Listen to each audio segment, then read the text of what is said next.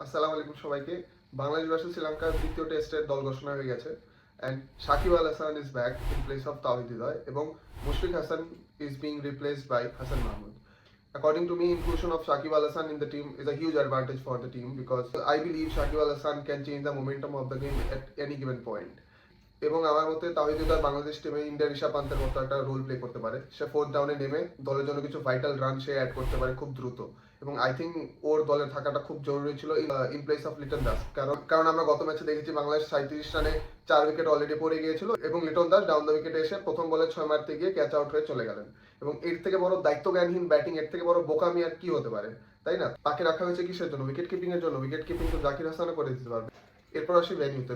Zahur Ahmed Chowdhury stadium চিটাগংয়ে বাংলাদেশের second test ম্যাচটা হতে যাচ্ছে এবং আমরা জানি যে জহুর আহমেদ চৌধুরী স্টেডিয়ামটা বাংলাদেশের জন্য একটা লাকি গ্রাউন্ড হিসেবে কাউন্ট করা হয়। তো আই হোপ যে সেকেন্ড টেস্টে বাংলাদেশের সাথেই লাকটা বজায় থাকবে এবং বাংলাদেশের প্লেয়াররা, স্পেসিফিক্যালি বাংলাদেশের ব্যাটসম্যানরা খুব ভালো রান করবে এবং অ্যাটলিস্ট সিরিজটা ড্র করতে পারবে আমি আশা করি। আমার মতে সেকেন্ড টেস্টে শাহাদাত হোসেন দীপুর পরিবর্তে এক্সপিরিয়েন্স সাদমান ইসলামকে নেওয়া উচিত, কারণ সে এর আগেও বাংলাদেশ দলের হয়ে খেলেছে এবং সে একটা দুটো টেস্ট সেঞ্চুরিও সে করেছে এবং সে স্পেসিফিক্যালি সে test specialized batsman just like Mominul Haq.